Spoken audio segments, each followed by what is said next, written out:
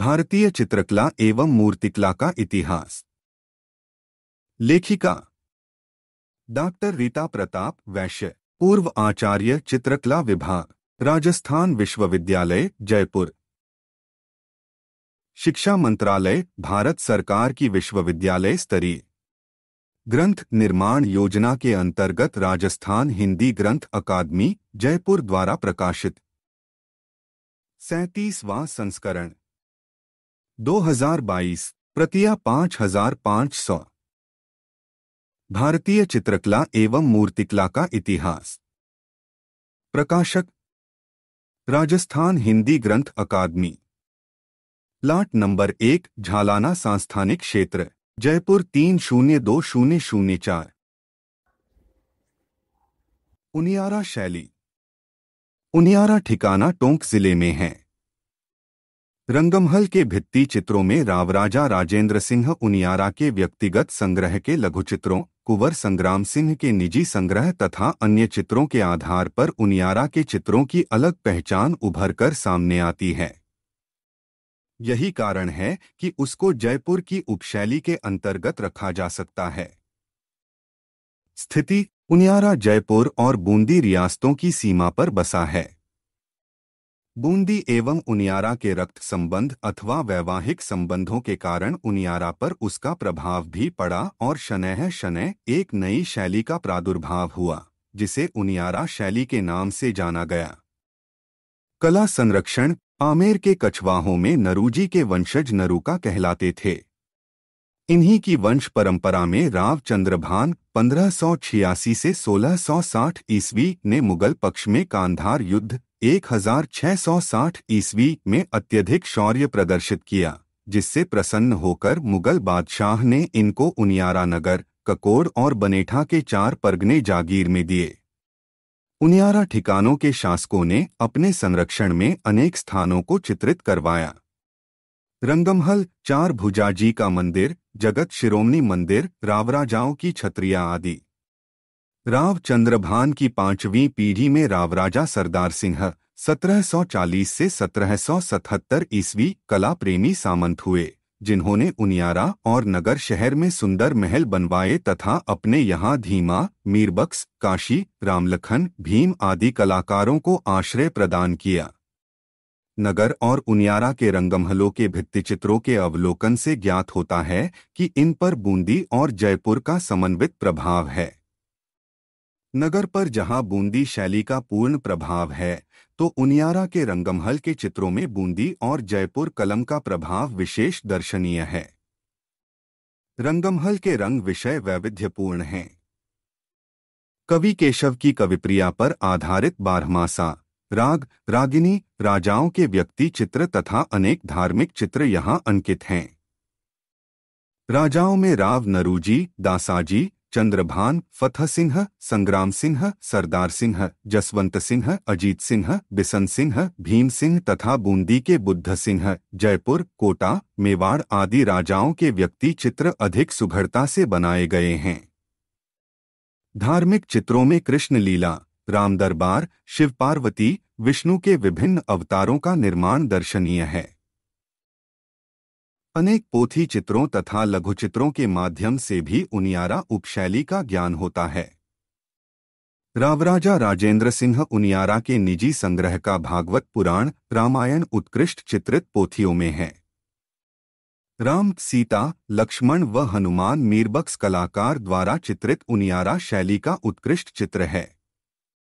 चित्र 55 अनेक लघुचित्र कला की दृष्टि से महत्वपूर्ण हैं। कुंवर संग्राम सिंह के निजी संग्रह में उनियारा के अनेक लघुचित्र उपलब्ध हैं, जिनमें रावराजा सरदार सिंह की जनानी महफिल व मर्दानी महफिल के चित्र विशेष हैं। पोथी चित्रों एवं लघु चित्रों की उपलब्धि के आधार पर उनियारा उपशैली का एक अलग स्वरूप रहता है, जिनमें 2 शैलियों के समन्वय से नई चित्रांकन परंपरा विकसित हुई। उनियारा ठिकाना जयपुर राज्य के तत्वावधान में रहा, साथ ही कुशवाहों की सांस्कृतिक परंपरा का वहां निर्वाह हुआ।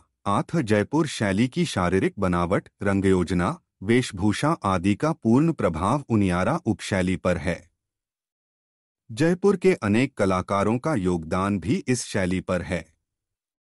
बूंदी के पास होने से भौगोलिक कारण एवं रावराजा सरदार सिंह की पुत्री का बूंदी नरेश दलेल सिंह को अपनी लड़की ब्याहने के वैवाहिक संबंधों के कारण बूंदी के कलाकारों का उनियारा में आगमन हुआ, जिससे यहाँ के चित्रों के स्थापत्य, प्राकृतिक परिवेश एवं चेहरों की बनावट और साज सज्जा पर बूंदी शैली का पूर्ण प्रभाव दृष्टिगोचर होता है। उनियारा शैली के चित्रों की विशेषताएं। आकृति। चित्रों में नारी के चेहरे कोमल भावों को व्यंजित करते हैं। मीनाकार नेत्र, लंबी पुष्ट नासिका, धनुषाकार भौहें, उभरे हुए होंठ एवं भरे हुए शरीर का सौंदर्यात्मक ढंग से निरूपण हुआ है। पुरुष आकृति के उभरे हुए नेत्र, लंबी गोल नासिका कान के नीचे तक जाती कलमें एवं छोटी पैनी मूंछें पुरुष व्यक्तित्व को गरिमायुक्त दर्शाती हैं। पशु, पक्षियों एवं वनस्पतियों का अंकन कुशलता से किया गया है। ऊंट, शेर, घोड़ा, हाथी प्रमुखता से चित्रित हैं। ऊंट, घोड़े, हाथी को लवाजमों के साथ भी चित्रित किया गया है। रंग। प्राकृतिक उपादानों से प्राप्त शुद्ध रंगों, स्वर्ण रंग, सफेद एवं काले रंग के मिश्रण से विभिन्न तानों का प्रयोग किया गया है, फिर भी मुख्य रंग की बहुलता।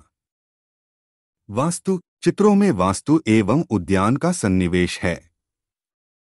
विषय। उनियारा शैली के चित्रों में विषयों की भरमार है। राव राजाओं की भव्य छवियों, बारहमासा, दशावतारों, भागवत पुराण, रामायण, राग रागिनियों, राजा महाराजाओं के लवाजमों, राधा कृष्ण, राजदरबार, शिव परिवार प्रमुख रूप से चित्रित हैं। शेखावाटी शैली। स्थिति। शेखावाटी का प्रदेश एक अर्ध मरुस्थलीय भू भाग है। अरावली पहाड़ का एक सिलसिला सांभर की झील से सिंघाना तक फैला हुआ है। इसके उत्तर पश्चिम में पड़ने वाला भू भाग शेखावाटी कहलाता है। यह भू भाग शुष्क रेतीला खंड है, जहां नदी नाले कम हैं तथा जो हैं वे भी गहरी रेत के कारण बह नहीं पाते। काटली इस प्रदेश की मुख्य नदी है। पूर्व काल में शेखावाटी के उत्तर पश्चिम में बीकानेर राज्य, उत्तर एवं उत्तर पूर्व में लुहारू एवं पटियाला राज्य, दक्षिण में सांभर व जयपुर राज्य, दक्षिण पश्चिम में जोधपुर तथा पूर्व में अलवर एवं भरतपुर राज्यों के भू भाग पड़ते थे। वर्तमान काल के निकटस्थ स्थानों के नाम एवं भू भागों में परिवर्तन के कारण यह सीमा निम्नलिखित रूप से है। उत्तर एवं पश्चिम में चूरू एवं गंगानगर जिले, दक्षिण पश्चिम में नागौर जिला, दक्षिण और पूर्व में जयपुर जिला तथा पूर्व में अलवर जिला एवं हरियाणा तक का भू भाग है। इसका क्षेत्रफल 3580 वर्ग मील तथा उत्तर पूर्व से दक्षिण पश्चिम तक इसकी लंबाई क्रमशः 95 मील और विपरीत कोण में इसकी चौड़ाई 63 मील है। चित्रकला के अध्ययन की दृष्टि से शेखावाटी क्षेत्र भी हाल ही में प्रकाश में आने लगा है। आमेर और बैराठ की भित्तिचित्र परंपरा तथा जयपुर के महल, मंदिर और विशेषत हवेलियों के चित्रण ने शेखावाटी क्षेत्र को भी प्रभावित किया और हवेली के संगीत की भांति हवेली चित्रकला का प्रसार शेखावाटी क्षेत्र में विस्तार से हो गया। ऐतिहासिक संदर्भ। 15वीं सदी में कछवाह वंश में बालाजी के पौत्र और मोकल जी के पुत्र शेखाजी एक वीर न्यायपरायण व्यक्ति हुए, जिन्होंने अपने बाहुबल से एक स्वतंत्र एवं विस्तृत राज्य की स्थापना की, जो आगे चलकर शेखावाटी के नाम से प्रसिद्ध हुआ। यह प्रदेश राजस्थान की मरुभूमि का ही एक अभिन्न अंग है और लक्ष्मी, सरस्वती और कला का संगम स्थल माना जाता है। रामायण काल में मरुकांतार तथा महाभारत काल में मत्स्य की सीमाओं में आने वाला यह वृहद भू भाग कला की दृष्टि से ढूंढाड़ शैली के परिसर में गिना जाना चाहिए। पुरावशेष। प्राचीन समय से ही यह भू भाग दुर्गम एवं जंगलों से घिरा होने के कारण तथा तांबे की बहुपलब्धि के कारण संस्कृति का केंद्र रहा है। नीमका थाना से 10 किलोमीटर दूर गणेश्वर में पुरातत्व की खुदाई में ताम्रयुगीन संस्कृति के आज से 5000 वर्ष पुराने सैकड़ों तीर के फलक, भाले की नोक, आभूषण, मछली पकड़ने के कांटे और कुल्हाड़ी आदि मिलते हैं, जिन्होंने यह सिद्ध कर दिया कि हड़प्पा, मोहनजोदड़ो तथा सिंधु सभ्यता में काम आने वाला तांबा यहीं से जाता था। महाभारतकालीन अवशेष तथा बौद्धकालीन अवशेष शेखावाटी क्षेत्र में यथास्थान मिलते हैं। गुर्जर प्रतिहारों की कला का प्रसार इस क्षेत्र के चारों ओर फैला पड़ा है। जोधपुरी, सुनारी, हर्षनाथ, शाकंभरी आदि स्थल संस्कृति और कला के केंद्र रहे हैं। राजनैतिक इतिहास। विक्रम की 16वीं सदी के प्रारंभ में सन 1451 ईस्वी से पूर्व जोड़ राजपूत शेखावाटी क्षेत्र के मध्य एवं पूर्वी भाग पर शासन करते थे। निर्वाण राजपूत सुदूर पूर्वी एवं उत्तरी भाग पर काबिज थे। इनके बीच में कुछ भू भाग मोर, हाहलिये, चंदेल एवं सांखले वंश के लोगों के अधीन था। क्षेत्र का दक्षिणी भू भाग जाट जाति के नियंत्रण में था। इसी समय कायम खानी, जो राजपूत जाति से धर्म परिवर्तन कर मुसलमान बने थे, इस ओर आए। इन्होंने अनेक कुलों को विस्थापित कर यहां अपना राज्य कायम किया। इन नवाबों में अनेक कला प्रेमी नवाब हुए, जिन्होंने कलाकारों को प्रश्रय दिया। इनमें दौलत खां द्वितीय तथा नाहर खां ने किले में सुंदर महल बनवाए, जिनकी दीवारों और लकड़ी की शहतीरों एवं किवाड़ों पर कालांतर में चित्र अंकित किए गए। इन महलों में फूल महल अत्यधिक प्रसिद्ध था। विक्रम की 18वीं सदी के अंत में जयपुर महाराजा जयसिंह ने शेखावतों को कुछ भाग इजारे पर दिया। आगे चलकर सारे शेखावाटी भू भाग पर शेखावतों का कब्जा हो गया। भित्ति चित्रण परंपरा। शेखावत ठाकुरों ने अपने अधीनस्थ गांवों में से कुछ को नगरीय स्वरूप प्रदान करने के प्रयत्न प्रारंभ किए। उन्होंने धनाधीशों को लाकर वहां बसाया। इन लोगों ने हवेलियां, छतरियां, कुएं, बावड़ी एवं मंदिर बनवाए तथा उन्हें सुरम्य भित्तिचित्रों से अलंकृत किया। ठाकुरों ने भी अपने गढ़ किलों में महल बनवाए, जिनकी दीवारें सुंदर चित्रों से अभिमंडित की गई। इस प्रकार शेखावाटी क्षेत्र में विस्तृत स्तर पर दीवारों पर चित्र अंकित करने का कार्य शुरू हुआ। शेखावाटी में कालक्रम की दृष्टि से भित्तिचित्रों की परंपरा विक्रम की 16वीं सदी प्रारंभ विक्रमी संवत 1508 से 1451 ईस्वी से ही शुरू हो चुकी थी। कायम खानी नवाब फतेह खां एवं शम्स खां इसी समय के आसपास इस क्षेत्र में नारनौल की ओर से आए और दुर्ग का निर्माण करवाया। इन दुर्गों में उन्होंने भित्तिचित्रों से अलंकृत दीवारों वाले महल बनवाए। फतेह खां के साथ अनेक हिंदू लोग थे, जो उसके राज्य के विभिन्न पदों पर कार्य करते थे। इनमें सेठ तुहिनमल सरावगी ने किले से कुछ पहले अपनी हवेली और मंदिर बनवाए। यह बात मंदिर में लगे शिलालेख से प्रमाणित होती है। उधर झुंझुनू में भी 9 महलों की नींव पड़ी।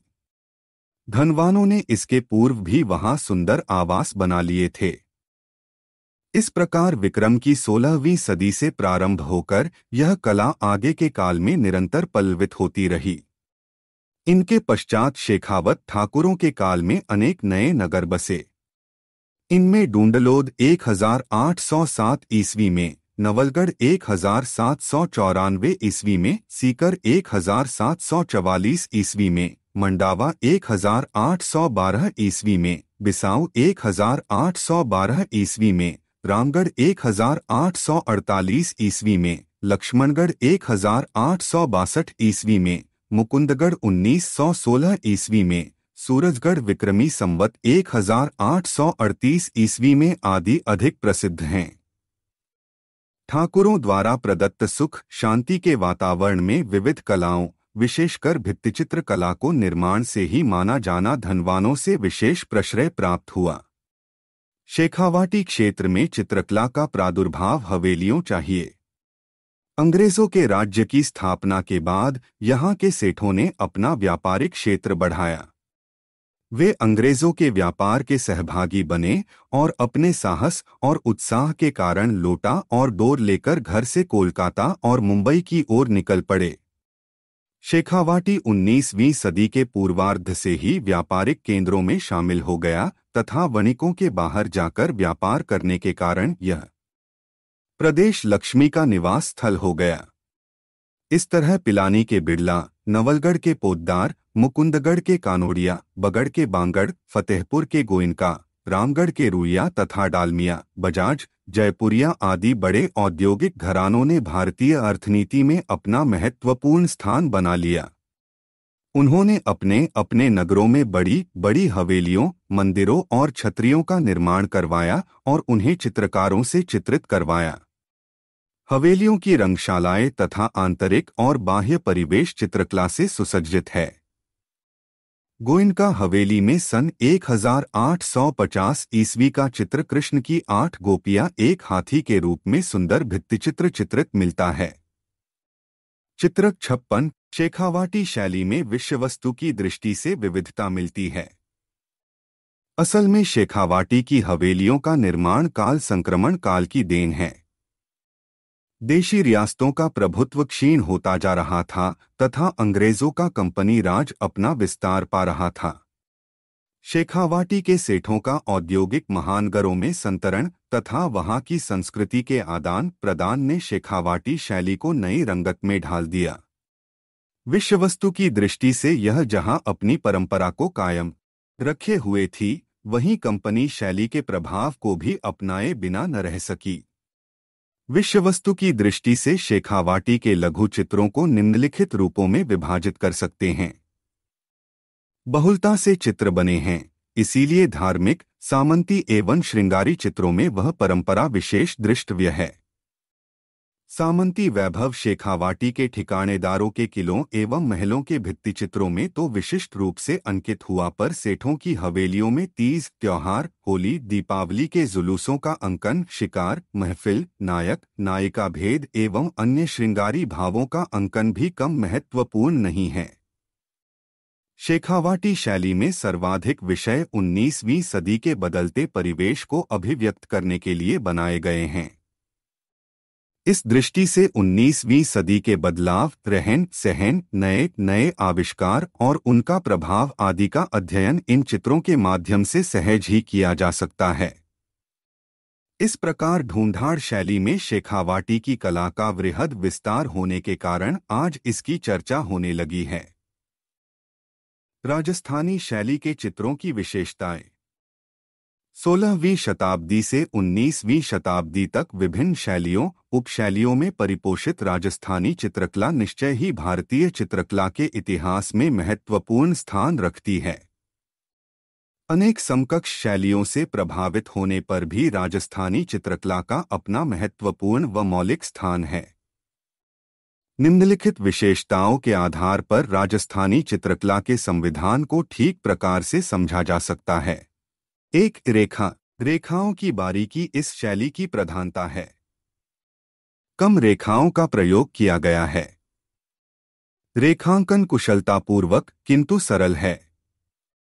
रेखाएं अभिव्यक्तिपूर्ण, गतिशील, सशक्त एवं आलंकारिक हैं। 2. छिन्न चित्र। राजस्थानी शैली में प्रायः छिन्न चित्र बने हैं। इसकी पूर्ववर्ती अपभ्रंश शैली में पुस्तक चित्रों की बहुलता थी। राजस्थानी चित्र अलग अलग होने के कारण एक पर एक जमाए गए कई कागजों अर्थात वसली पर बने हैं। 3. शैली। यह शैली शुद्ध भारतीय है। इस पर किसी विदेशी, मुगल या ईरानी शैली का कोई प्रभाव नहीं है। 4. एक चश्म चेहरे। इस शैली में एक चश्म चेहरे अधिकता से अंकित किए गए। सवा चश्म चेहरों की परली आंख व गाल के अभाव में जो कुछ बचा है वह एक चश्म चेहरा है। 5. संयोजन। चित्र संयोजन में समग्रता के दर्शन होते हैं। चित्र में अंकित सभी वस्तुएं विषय से संबंधित रहती हैं और उनका अनिवार्य महत्व होता है। इस प्रकार इन चित्रों में विषयवस्तु व वातावरण का संतुलन होता है। मुख्य आकृति व पृष्ठभूमि की समान महत्ता रहती है। संयोजन में केंद्र का विशेष ध्यान रखा गया है। संयोजन संगत एवं सजीव है। 6. भाव प्रधानता। यह शैली आंतरिक अभिव्यक्ति प्रधान है। इन कलाकारों ने अंतः प्रकृति का बड़ा सजीव अंकन किया है। माधुर्य से ओत-प्रोत, प्रेम, सहयोग, सहिष्णुता, आश्रय सभी भाव दृष्टव्य है। 7. रंग। सूर्यास्त के समान चटकीले, दीप्तियुक्त तथा आकर्षक रंग विधान का प्रयोग है। रंगों की विभिन्न तानों के प्रयोग से ही कलाकार ने इच्छित प्रभाव उत्पन्न कर दिया है। लाल, पीला, श्वेत, हरा, नीला इस शैली के प्रमुख रंग हैं, जिनके समन्वय से कलाकारों ने चित्रण को सतरंगा बना दिया है। टेम्परा शैली में अपारदर्शी रंगों का प्रयोग किया गया है। सुनहरी तथा रजत रंग का उपयोग एवं निजी रंग में रसायन मिलाकर काम लिया गया है। लाल व पीले रंगों का प्रयोग अत्यधिक किया गया है। 8. अलंकारिकता। काव्य में प्रयुक्त होने वाली उपमाओं के आधार पर मानव आकृतियों के अंगों उपांगों का अंकन हुआ है, जैसे मृग, मछली व खंजन सरीखे नेत्र बहुत आकर्षक बने हैं। अलंकारिकता का समावेश पशुओं, वृक्षों, पक्षियों आदि में कहीं कहीं हुआ है। 9. प्राकृतिक सौंदर्य। प्रकृति का मानवीकरण किया गया है। कलाकारों ने प्रकृति को जड़ से नहीं, वरन मानवीय सुख दुख से रागात्मक संबंध रखने वाली चेतन सत्ता माना है। चित्र में जो भाव नायक के मन में रहता है, उसी के अनुरूप प्रकृति को भी प्रतिबिंबित किया गया है। कृष्ण लीला संबंधी चित्रों में पशुओं को देवत्व भावना से युक्त बनाया गया है। मध्यकालीन राजस्थानी चित्रकला का कलेवर प्राकृतिक सौंदर्य के आंचल में रहने के कारण अधिक मनोरम हो गया है। प्रकृति के प्राकृतिक वातावरण से युक्त राधा कृष्ण के प्रेम निरूपण में अपार्थिकता में पार्थिकता का सुंदर समन्वय हुआ है। यहाँ पर प्रकृति के विराट परिवेश का भी बहुरंगी चित्रण हुआ है। कमल से पूरित सरोवर, काले मेघों से आच्छन्न आकाश में सर्पाकार विद्युत रेखाएं, वन उपवन, पेड़ पौधे, फूल पत्तियों से भरे निकुंज, मृग मछली समूह, सिंह, हाथी, ऊंट, गाय, बछड़े आदि का सुंदर चित्रांकन राजस्थानी चित्रकला की अपनी विशेषता है।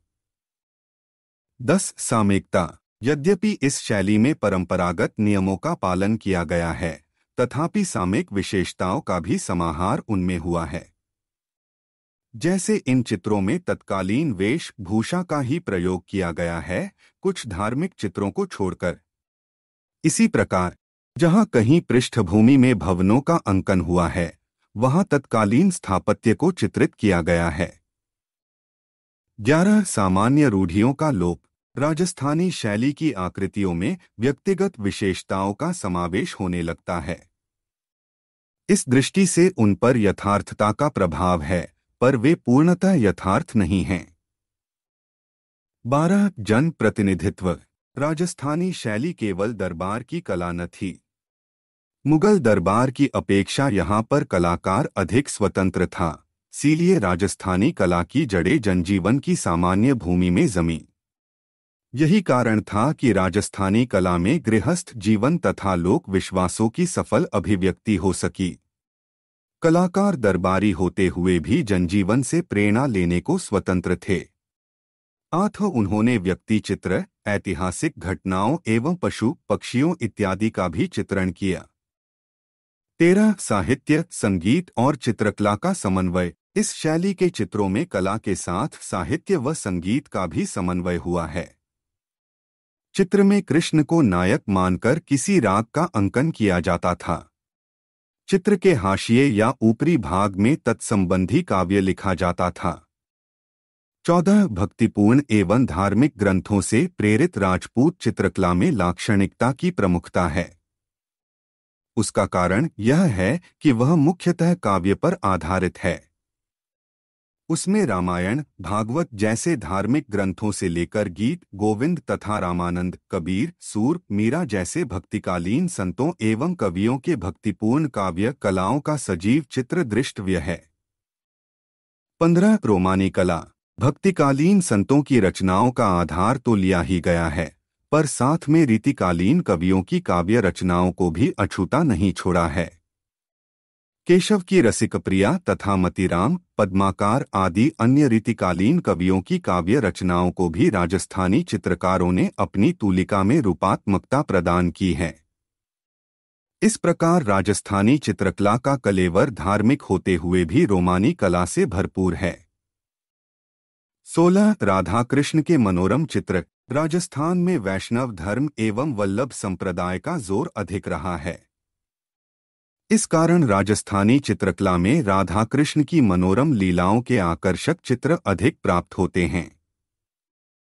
17 देशकाल की अनुरूपता। राजपूती सभ्यता और संस्कृति तथा तत्कालीन परिस्थिति का जीवंत चित्रण राजस्थानी चित्रकला में विशेष दृष्टव्य है।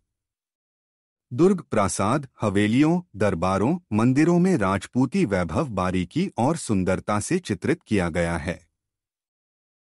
18 पृष्ठभूमि। राजस्थानी चित्रकला की पृष्ठभूमि में वृंदावन के निकुंजों की सघन छाया, बसंत की चांदनी से आलोकित रातें व कदम्ब वृक्षों के झुरमुट अधिक दृष्टव्य हैं। राधा कृष्ण की प्रेम लीला इसी प्रकार के प्राकृतिक वातावरण में दर्शाई गई है। 19 नारी सौंदर्य। शास्त्रीय निर्देशों के अनुसार नायिकाओं के विभिन्न रूपों को चित्रित करने में भी राजस्थानी चित्रकारों ने अपूर्व प्रतिभा का प्रदर्शन किया है। नायिकाओं के प्रत्येक अवयव को उन्होंने इतना आकर्षक बना दिया है कि दर्शक उन्हें देखकर मोहित हुए बिना नहीं रह सकता। इन चित्रों में रीतिकालीन कवियों की कल्पनाएं साकार हो उठी हैं। नारी सौंदर्य को चित्रित करने में राजपूत शैली के चित्रकारों ने विशेष सजगता दिखाई है। 20 हाशिए। राजपूत शैली के चित्रों में हिंगुली रंगों के हाशिए दर्शनीय होते हैं। इसके अलावा उनमें बेल बूटों का अलंकरण सुनहरी कलमों द्वारा किया गया है। 21 चित्र एवं आलेखन। राजपूत चित्रों का विषय वैशिष्ट्य, उनका सुंदर आलेखन, रंगों व रेखाओं का सहज प्रवाह यह दर्शाता है कि वर्षों के अध्ययन और अभ्यास के बाद ही उनमें उत्तम प्रौढ़ता पनपी है। 22 श्रृंगार रस। इस शैली में ऋतुओं के अनुरूप राग, रागिनियों तथा बारहमासा आदि के चित्रों का विशेष महत्व रहा है। ऐसे चित्रों में श्रृंगार रस खुलकर मुखरित हुआ है। 23 पुश्तैनी व्यवसाय। जिस प्रकार मुगल चित्रकला मुगल शासकों व मुगल अमीरों के संरक्षण में पल्लवित हुई है, उसी प्रकार राजपूती चित्रकला राजा, महाराजाओं, राजपुत्रों व सामंतों के संरक्षण में फूली फली है। राजस्थान के नरेशों के दरबार में भी राजस्थान के बाहर से आए चित्रकार संरक्षण प्राप्त करने लगे थे। उन्होंने चित्रकला को अपने जीविकोपार्जन का साधन बना लिया।